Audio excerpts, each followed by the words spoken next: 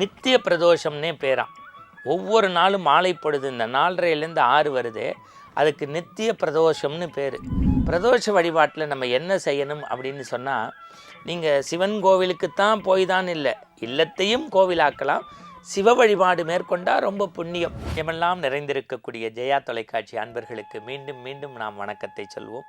தொடர்ந்து இந்த ஆனந்த ஆரம்பம் குறித்து பல்வேறு நேயர்கள் நமக்கு தொலைபேசி வாயிலாக, கடிதங்கள் வாயிலாக, மின்னஞ்சல் வாயிலாக இன்றைய அந்த புலர்காலை பொழுதினுடைய ஒவ்வொரு நிகழ்வுகளும் நம்முடைய மனதிற்கு இதமாக இருக்கிறது என்பதை தெரிவித்து கொண்டே இருக்கின்றீர்கள். அதில் குறிப்பாக சில பேர் பிரதோஷ வழிபாடுனா என்ன, பூஜைகள் எப்படி செய்யணும், திருவிளக்கு பூஜைகள் என்ன, இப்படி நிறைய கடிதங்கள்லாம் எழுதுறீங்க. ஒவ்வொன்றுக்கும் நம்ம ஒரே நாளில் பதில் சொல்லிட முடியாது. வாய்ப்பு வருகின்ற போதெல்லாம் அதை ஒவ்வொன்றாக நம்முடைய விளக்குவோம். அந்த வகையில் இன்றைக்கி பொதுவாக பிரதோஷ வழிபாடு குறித்து சில செய்திகளை நாம் பதிவு செய்யலாம். முதல்ல பிரதோஷ வழிபாடு என்பதை தெரிந்து கொள்வதற்கு முன்பு, தோஷ கால வழிபாடு அப்படின்னாலே என்னென்னா, நம்முடைய தோஷம் நீங்குவதற்காக வழிபடுவது தான் பிரதோஷ வழிபாடு. பிரதோஷ காலம்னே ஒன்று உண்டு. பிரதோஷ காலம்ங்கிறது 4:30லேருந்து 6 மாதத்துக்கு 2 முறை வரும். அதுக்காக நம்ம காத்திருக்கணும்னு அவசியம் இல்லை. தெய்வத்தின் குரலை இந்த மண்ணுக்கு தந்த காஞ்சி மகா பெரிய சுவாமிகள் எழுதுகிறாரு, நித்திய பிரதோஷம்னே பேராம். ஒவ்வொரு நாளும் மாலை பொழுது இந்த 4:30லேருந்து 6 வருது, அதுக்கு நித்திய பிரதோஷம்னு பேர். அதனால்தான் 6 மணிக்கு பிரதோஷ காலம் முடிஞ்ச உடனே திருவிளக்கு தீபம் ஏற்றும் போது வீட்டில் யாரும் சண்டை போடக்கூடாது, கொல்லைப்பக்கம் கதவை சாத்தி வாசப்பக்கம் கதவை திறங்க, மகாலட்சுமி வர்ற நேரம்பாங்க. பிரதோஷ பூஜை யாரெல்லாம் மேற்கொள்கின்றீர்களோ, யாரெல்லாம் பிரதோஷத்தன்று உண்மையாக விரதம் இருந்து ஆண்டவனுடைய பாதத்தை சிக்கன காதலாகி கண்ணீர் மல்கி கசிந்துருகி ஒரு சொட்டு கண்ணீரால் அபிஷேகம் செய்கின்றீர்களோ, அவர்களுக்கு சிவன் வீட்டில் வந்து வாசம் செய்வான் என்பது மரபு. பிரதோஷ வழிபாட்டில் நம்ம என்ன செய்யணும் அப்படின்னு சொன்னால், நீங்கள் சிவன் கோவிலுக்குத்தான் போய் தான் இல்லை, இல்லத்தையும் கோவிலாக்கலாம். சிவ வழிபாடு மேற்கொண்டால் ரொம்ப புண்ணியம். அதுலேயும் அங்கே சிவபுராணம் படிக்கணும். எது? நமச்சிவாய வாழ்க, நாதந்தாள் வாழ்க, இமைப்பொழுதும் என் நெஞ்சில் நீங்காதான் தாழ் வாழ்க.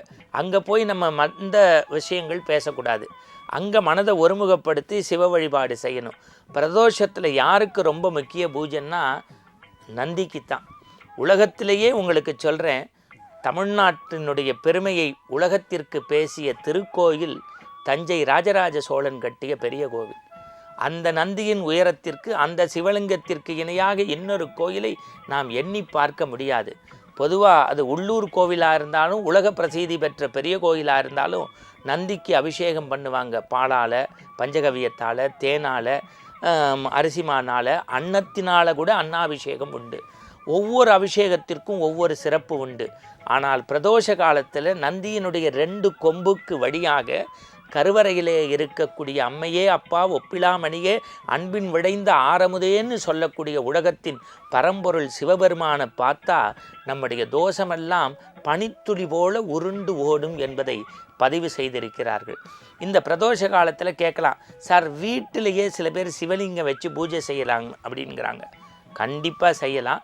ஒரு சொட்டு பால், ஒரு சொட்டு பன்னீர், ஒரு சொட்டு பஞ்சகவியம், ஒரு சொட்டு சந்தனம், எதை வேணாலும் நீங்கள் சொட்டு சொட்டாக அபிஷேகம் பண்ணலாம். ஆனால் ஆத்ம சுத்தத்தோடு செய்யணும். சரி, இப்போ இந்த வழிபாடெல்லாம் நம்ம செய்கிறோமே, இந்த பூ போட்டு பூஜை செஞ்சால் என்ன பலன்னு நிறையா பேர் கேட்குறீங்க. நான் ரோஜா வாழை போடுறேன், சில பேர் தாமரை, சில பேர் மல்லி. இன்னும் ஒன்றை உடைச்சி சொல்கிறேன். ஒரே ஒரு நாள் மாதத்திற்கு 2 முறை வரக்கூடிய இந்த பிரதோஷ வழிபாட்டில் பூக்களுக்கு பதிலாக நீங்கள் செய்ய வேண்டியது, வில்வத்தால் சிவனுக்கு ஒரு அர்ச்சனை செய்தால் 108 அஸ்வமேத யாகம் செய்த மாதிரி. ஒரு வில்வ இலை எப்படி இருக்கும் தெரியுமா? 3 இருக்கும். ஒரு வில்வ இலை 3 இருக்கும். அதை குளிக்காமல் தொடக்கூடாதும்பாங்க, அதை குளிக்காமல் பறிக்கக்கூடாதும்பாங்க. வில்வம் இலை காலில் படக்கூடாதான். வில்வ இலை காலில் பட்டால் பசுமாட்டை மிதிக்கிறதுக்கு சமம்னு நம்முடைய வேதத்தில் சொல்லுது. அவ்வளவு புகழ்வாய்ந்த அந்த ஒரு வில்வத்தை எடுத்து சிவார்ப்பணம்னு நம்ம போட்டால் காசியில் கங்கையில் நித்தியப்படி குளித்ததற்கான பெருமை உண்டு. இவ்வளவு புகழ்வாய்ந்த இந்த பிரதோஷ வழிபாட்டை எங்கெங்கே போய் பார்க்கலாம்னு சொன்னால், வீட்டில் இல்லை, திருக்கோயில்களில் மட்டுமல்ல, நீங்கள் வாழ்க்கையில் ஒரு தடவையாவது காஞ்சிபுரம் போகணும். ஏன்னா அங்கே ஓரிக்கை தேனம்பாக்கம்னு 2 இடம் இருக்குது. இந்த ஓரிக்கை பற்றிய சிறப்புகளை இன்னொரு எபிசோடில் நம்ம பதிவு செஞ்சாலும் கூட தஞ்சாவூர் பெரிய கோவில் மாதிரி சாட்சாத் சந்திரமௌலீஸ்வரர்னு சொல்லக்கூடிய மகா பெரியவருக்கு விண்ணை முட்டக்கூடிய அளவிற்கு ஒரு கற்கோயிலை கட்டி சிவன் சொரூபமாக அவரை வைத்து அவருக்கு நேரிலே நந்தியம்பதியை வைத்து அபிஷேகம் செய்து வழிபடுகின்றார்கள். இந்த ஆண்டு கூட நம்முடைய பாலப்பெரியவாவினுடைய சாதுர்மாசிய பூஜை அங்கே தான் செஞ்சாங்க. இதை எதற்காக சொல்கின்றேன் என்றால், சிவ வழிபாட்டில் ரொம்ப முக்கியமானது எதுன்னு கேட்டால் பிரதோஷ வழிபாடு. இந்த பிரதோஷ வழிபாட்டை யார் வேணுமானாலும் மேற்கொள்ளலாம். ஆண் பெண் வித்தியாசம் கிடையாது.